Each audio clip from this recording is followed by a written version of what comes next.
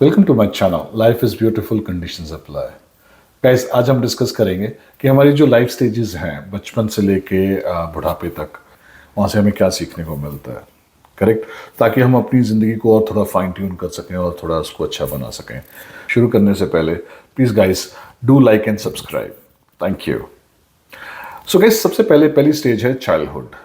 ये childhood stage हमें क्या सिखाती है? बेसिकली चाइल्डहुड स्टेज वो है जहाँ हम खेलते खेलते सीखते हैं।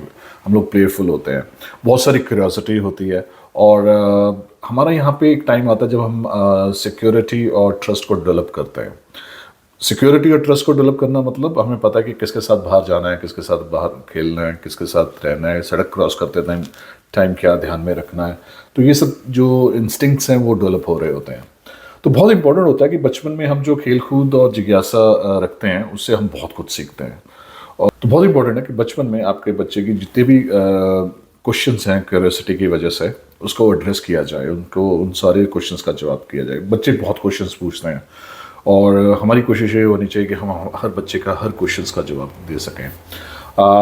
यहाँ पे बहुत स्ट्रॉन्ग फाउंडेशन बिल्ड होता है ट्रस्ट का, तो बहुत ज़रूरी हो जाता है। और एक छोटी छोटी चीज़ों में उन्हें प्लेजर मिलता है, मिट्टी में खेलने में प्लेजर मिलता है, टॉयज़ को तोड़ने में प्लेजर मिलता है।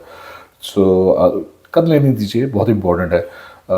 नेक्स्ट स्टेज जो आती है वो एडोलेसेंस की स्टेज है, जब आप टीनेजर होते हो या आप बहुत यंग होते हो। उस टाइम पे आप अपने आप को आइडेंटिफाई कर रहे होते हैं। आप अपनी आइडेंटिटी आपकी क्या लाइकिंग्स हैं, आपको क्या डिसलाइक करते हो, आप किस तरह का आप किस तरह का करियर बनाना चाहते हो या आपका इंटरेस्ट किन लाइंस की तरफ है वो पता चलता है। सबसे इम्पोर्टेंट चीज़ होता है यहाँ importance of education.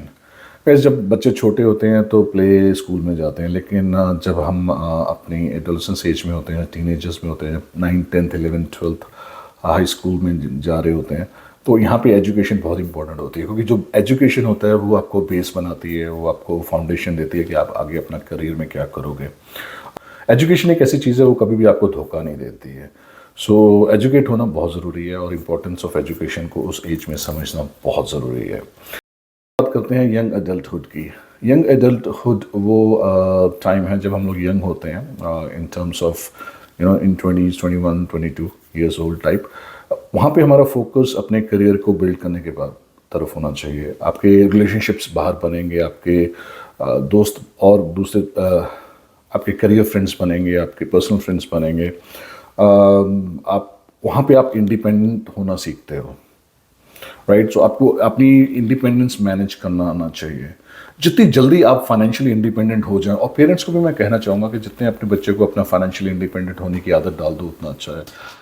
Everybody is not born with the silver spoon, right. So it's important to understand कि पैसा कितना ज़रूरी है और पैसा जब कमाते हैं तो अपना पैसा कितना हार्ड वर्क करना पड़ता है वो पैसा कमाने के लिए। But at the same time young adulthood में जो मेन लर्निंग ये है कि अपने पैशन को फॉलो कीजिए, जो आप करना चाहते हो, जो बनना चाहते हो वो कीजिए। अपने जो रिलेशनशिप्स हैं उनको काफ़ी हेल्दी कीजिए, और फाइनेंशियली इंडिपेंडेंट होना बहुत ज़रूरी हो जाता है। यहाँ पे मैं बात कर रहा था पैसे की। नेक्स्ट स्टेज आती है एडल्टहुड। एडल्टहुड वो टाइम है जब आपकी शादी हो चुकी होती है, आपके बच्चे होते हैं और आप जॉब भी कर रहे होते हो और अपनी फैमिली को का भी टेक केयर कर रहे होते हो। You basically providing your family also. यहाँ पे बैलेंस बहुत ज़रूरी है। बैलेंस कौन सा बैलेंस है? Work life balance, right. कितना टाइम काम को देना है, कितना टाइम लाइफ को देना है, घर में देना है, बच्चों को देना है, राइट। यहाँ बहुत ज़रूरी है। तो 24 घंटे काम में भी पिस जाना नहीं होता है। आपको पता होना चाहिए कब आपको स्विच ऑफ होना है काम से और स्विच ऑन होता है पर्सनल लाइफ में।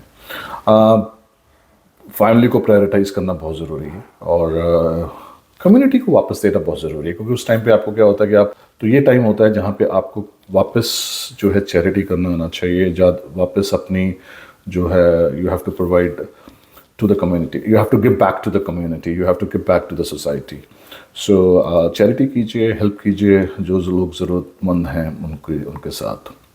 फाइनल स्टेज आती है गाइस सीनियर्स की स्टेज। सीनियर स्टेज बहुत बार ऐसा नोटिस किया गया है, जो लोग बुज़ुर्ग होते हैं आपने नोटिस किया होगा, वो अपनी लाइफ के ऊपर बहुत रिफ्लेक्ट करते हैं। जो बुरी बात नहीं है, रिफ्लेक्ट करना चाहिए, बट ज़्यादा इंपॉर्टेंट है ये है कि रिफ्लेक्ट करने के बाद आपकी जो लर्निंग्स हैं, आपका जो एक्सपीरियंस है, वो आप ज़रूर शेयर कीजिए अपने बच्चों के साथ, अपने आसपास यंगस्टर्स के साथ।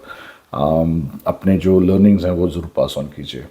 अपना जो विजडम है उसे पास करना बहुत ज़रूरी है।